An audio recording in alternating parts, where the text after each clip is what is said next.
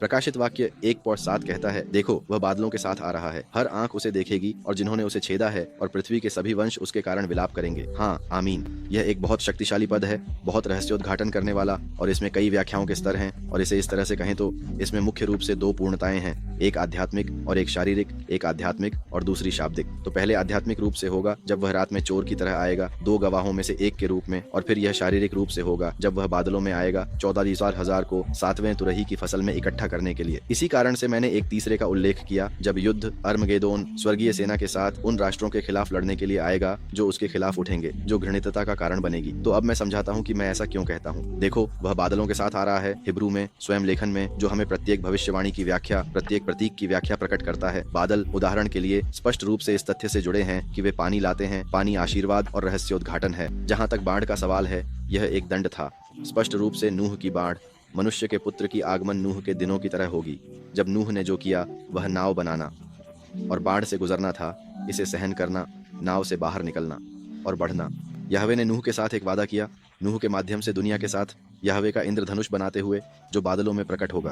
तो देखो, वह बादलों के साथ आ रहा है। बादलों के साथ आता है रहस्योद्घाटन, आशीर्वाद, जल और साथ ही दुष्टों के लिए दंड भी। इंद्रधनुष आता है जो प्रकाश को अलग करता है। प्रकाश याहुशुआ है, मसीह। याहुशुआ ज्ञान है, पहला स्तंभ अंतिम, दूसरा स्तंभ है। जैसे जाकिन और बोअज मंदिर के प्रवेश द्वार पर दो स्तंभ, अंतिम बोअज है। और जैसे याहुशुआ प्रकाश है और वह ज्ञान है, अंतिम समझ है। जैसे इंद्रधनुष जो प्रकाश को रंगों में विभाजित करता है और यही ज्ञान को समझने में मदद करता है, विचार या उस रहस्योद्घाटन को अलग करना जो ज्ञान के एक झटके के रूप में आता है, प्रकाश, और फिर उसे अलग करने की शक्ति प्राप्त करना ताकि विपरीतता और अन्य चीजें भी प्राप्त की जा सकें। इसके अलावा लेखन में बादल भी पाप का प्रतिनिधित्व करता है, जब पाप सकारात्मक अर्थ में बादल की तरह ढक रहा होता है।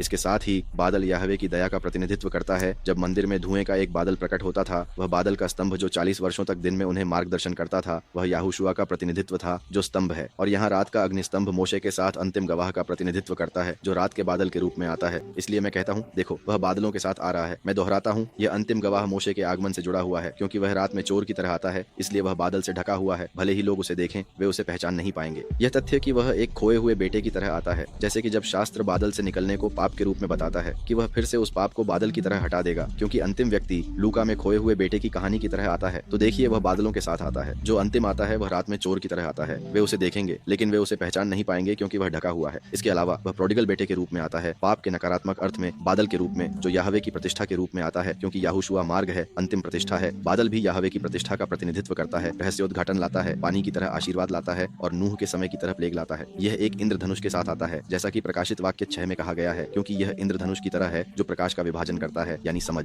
शारीरिक अर्थ में यह स्पष्ट है कि याहुशुआ को आकाश में आते हुए देखा जाएगा, चुने हुए लोग, जब फसल का समय आएगा। लेकिन मुख्य रूप से अर्मगेदोन की लड़ाई में, जब वह राष्ट्रों के खिलाफ लड़ेगा, तब पूरी दुनिया उसे देखेगी। वह बादलों के साथ आता है, जिसे मैंने पहले और अंतिम समझाया। हर आंख उसे देखेगी, अंतिम, हर आंख उसे देखेगी। जब लेखन पूरे विश्व की बात करता है तो इसका तात्पर्य सभ्य दुनिया से है, वह समाज जो किसी न किसी तरीके से आपस में जुड़ा हुआ है।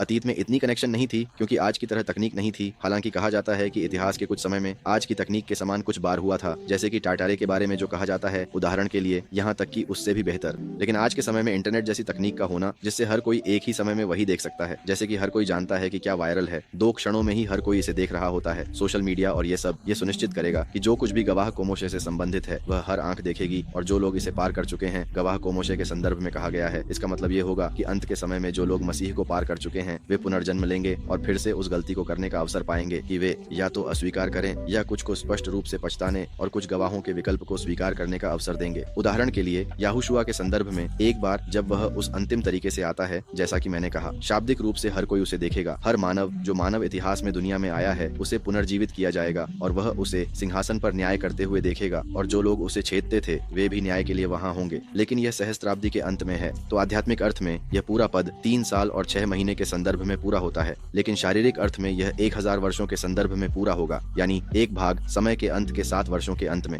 और दूसरा भाग सहस्त्राब्दी के अंत में होगा, और पृथ्वी के सभी वंश उसके कारण विलाप करेंगे। जब 2 गवाहों को मार दिया जाएगा तो 14,000 लोग जो पृथ्वी के चारों कोनों पर विभिन्न भाषाओं के बीच बिखरे हुए होंगे, और अन्य लोग जो यह मानेंगे कि वे शारीरिक रूप से इजराइल के नहीं हैं, वे उस समय दुखी होंगे जब वे देखेंगे कि 2 गवाहों के साथ क्या होने वाला है। पूरी दुनिया जो आदमाशियाह को नहीं जानती, वे खुश होंगी। यह तो एक और बात है। लेकिन दूसरी ओर यह देखा जा सकता है कि 2 गवाहों में से एक इस मामले में गवाह के रूप में शे, उन प्लेगों के कारण जो वह लाएगा, क्योंकि वह नूह के दिनों की तरह आएगा, और बाकी सब कुछ, यह सभी सभी पृथ्वी के वंशों को उसके लिए, उसके द्वारा किए जाने वाले कार्यों के लिए, क्योंकि उसे मार दिया जाएगा, विलाप करने के लिए मजबूर करेगा। याहोशुआ के संदर्भ में शाब्दिक रूप से जब लोग उसे सिंहासन पर देखेंगे और समझेंगे कि उन्होंने उसे अस्वीकार किया और उस समय उन्हें जो किया उसका एहसास होगा, वास्तव में सिंहासन के समय पहले और अंतिम एक होंगे, तो वहाँ वे लोग शामिल होंगे जिन्होंने पहले आगमन में उसे मारा और जो इस अंत के समय में उसे मारेंगे। तब सभी उसे देखेंगे और विलाप करेंगे, कुछ उसे अस्वीकार करने के लिए, कुछ उसे पहचान न पाने के लिए और कुछ उस प्रेम के लिए जो उन्होंने याहोशुआ के प्रति रखा है और जो कुछ हुआ उसे देखकर।